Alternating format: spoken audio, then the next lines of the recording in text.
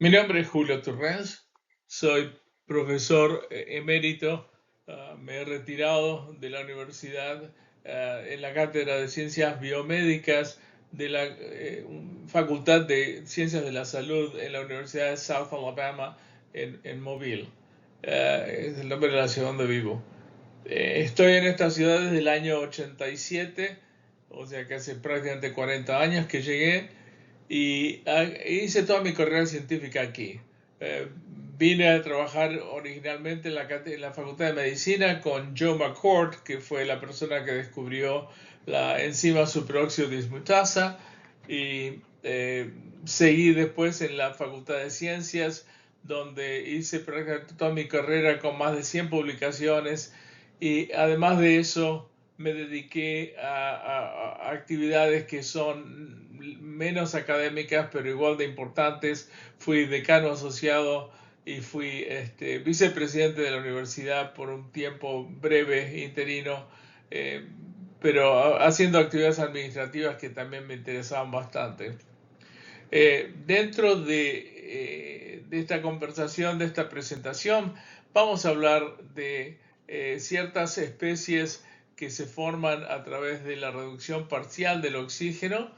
El oxígeno normalmente en nuestros tejidos se reduce a agua y en ese proceso se produce energía, pero hay ciertas especies que se producen que son accidentes a veces y a veces se producen a propósito, donde el oxígeno se reduce parcialmente en lo que llamamos especies reactivas del oxígeno. Y en esta presentación las vamos a agrupar dentro del término ROSH, que viene del inglés, pero es un término usado en todos los idiomas para hablar de las especies reactivas del oxígeno. La idea de estas especies surge de una observación por una investigadora argentina, Rebecca Gershman, en el año 1952, o sea, hace prácticamente 75 años. Ella estaba haciendo un postdoctorado en la Universidad de Rochester, en New York, y hizo varias observaciones usando oxígeno hiperbárico, oxígeno eh, en altas concentraciones, y comparando el efecto de la toxicidad del oxígeno con los radicales que se producían por rayos X. Rebecca Gershman concluyó en ese momento que había un mecanismo en común entre la toxicidad del oxígeno y las radiaciones X. Como se sabía que las radiaciones X producían radicales del oxígeno, ella propuso que esos radicales se tenían que producir en vivo dentro de la célula. Lamentablemente, su hipótesis no fue valorada en ese momento. Fue valorada 16 años más tarde, cuando Joe McCord y Erwin Friedrich descubrieron la enzima superóxido dismutasa, porque esa enzima demostró que si existía una proteína dedicada a eliminar el anión superóxido, era porque el anión superóxido se tenía que producir en los tejidos. Pues no vamos a evolucionar con una enzima que es energéticamente cara de producir si no existe el sustrato. En ese momento, el artículo de Rebecca Gershman volvió a surgir como algo innovador, aunque habían pasado tantos años, y de ahí en más se abrió el campo de las especies reactivas del oxígeno con la producción de miles de publicaciones en ese tema. Eh, Originalmente nos focalizamos en el aspecto negativo de estas especies. Básicamente son mutagénicos, son destructivos, producen cáncer y toda una serie de procesos bien negativos, pero con el tiempo aprendimos que estas especies también son importantes en la señalización intracelular y estimulan la división celular y estimulan varios procesos biológicos. El oxígeno hiperbárico es el responsable por una producción aún más alta de estas especies, debido a que el oxígeno normovárico, 20%, es suficiente para saturar la enzima a la proteína hemoglobina de los glóbulos rojos.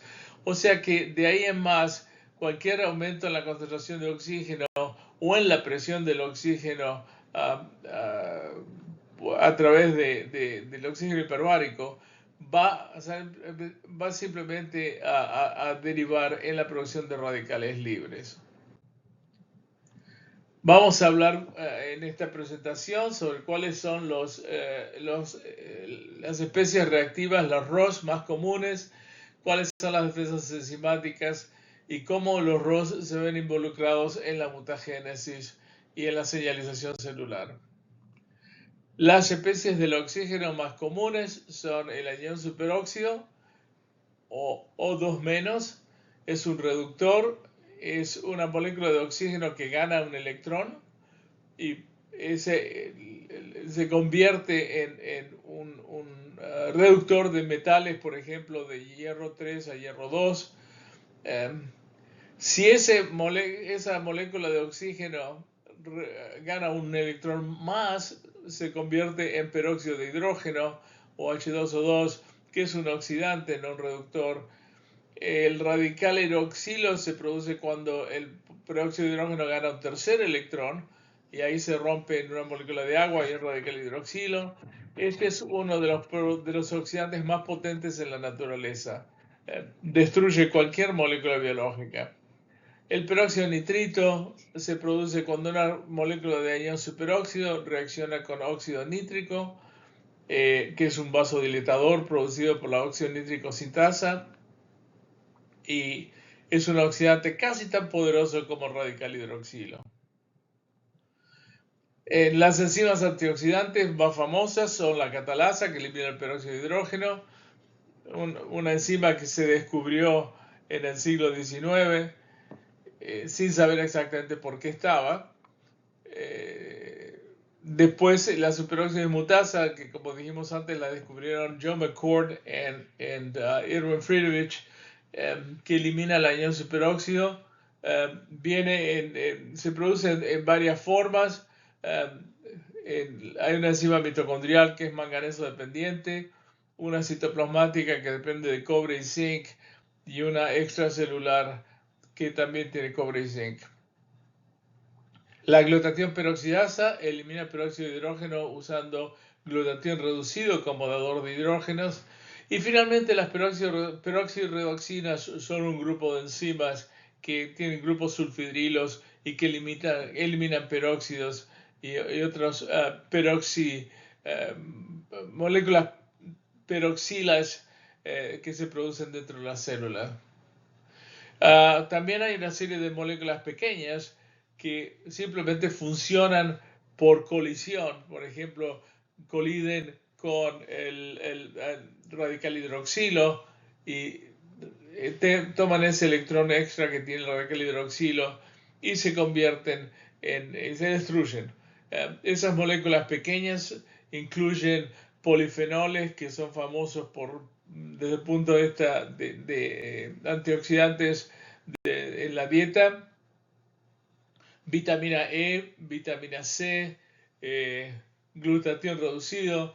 Estas moléculas simplemente funcionan por colisión, pero son muy efectivas. Originalmente lo primero que se propuso fue que los oxidantes y los antioxidantes estaban en equilibrio el uno con el otro, y en condiciones de aumento de oxidantes se producía un imbalance que llamábamos estrés oxidativo. Y ahí se acabó el problema. Esa es la forma en que lo explicábamos en ese momento. Hoy en día sabemos mucho más. Sabemos que esas especies se pueden producir y producir daños, que es la parte tóxica de la formación de radicales libres, de radicales del oxígeno o de especies reactivas del oxígeno. Pero también esas moléculas pueden ser utilizadas en situaciones controladas para producir señalización intracelular, activar enzimas, estimular la división celular, etc. O sea, La idea original era que estas especies eran dañinas solamente.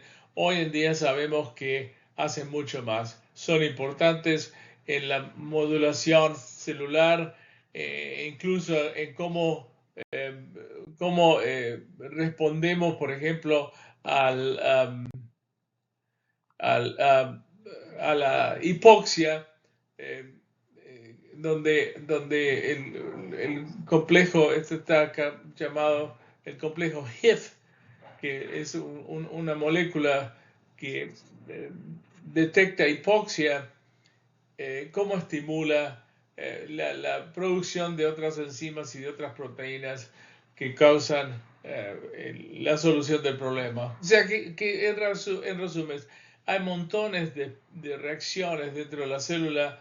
Eso daría lugar a dos conversaciones más, um, donde las especies redox regulan la expresión de enzimas y la producción de la estimulación de la división celular.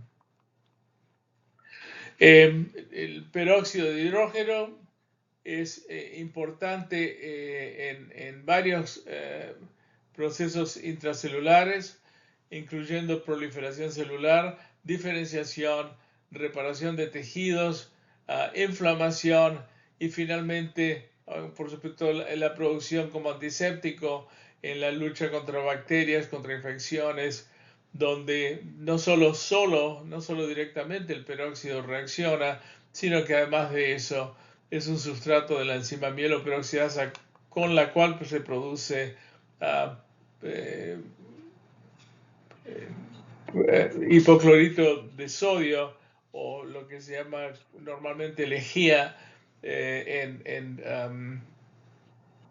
como resultado de la reacción entre el cloruro y el peróxido de hidrógeno. Este es un estudio muy importante que muestra que el peróxido de hidrógeno es importante en la proliferación celular. El estudio usaba renacuajos a los cuales se les cortaba la cola y se veía qué era lo que ocurría a medida que se desarrollaba la nueva cola. El color rojo de las fotos muestra la producción de peróxido de hidrógeno dentro de la cola.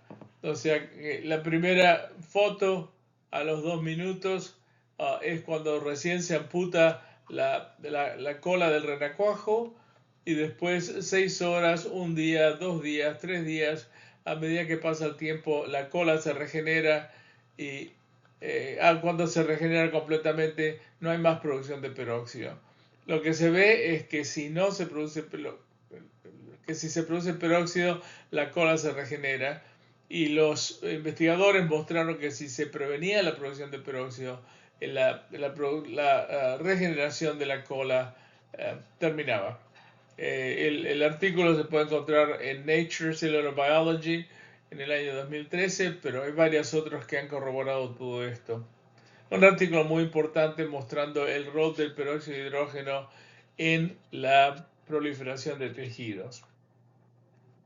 Ahora vamos a hablar un poco de cómo los radicales libres se ven involucrados en mutaciones. Todos ustedes conocen la molécula de ADN.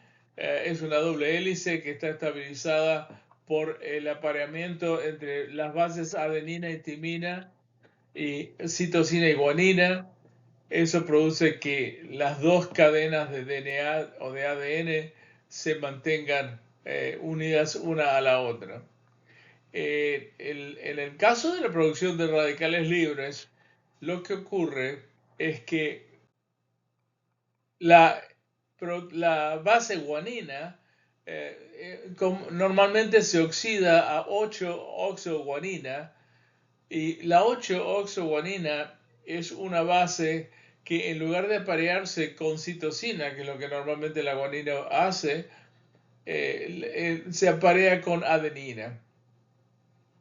Durante la replicación del DNA, las dos cadenas de ADN se separan una de la otra y cada una sirve como templado para la producción de la cadena complementaria.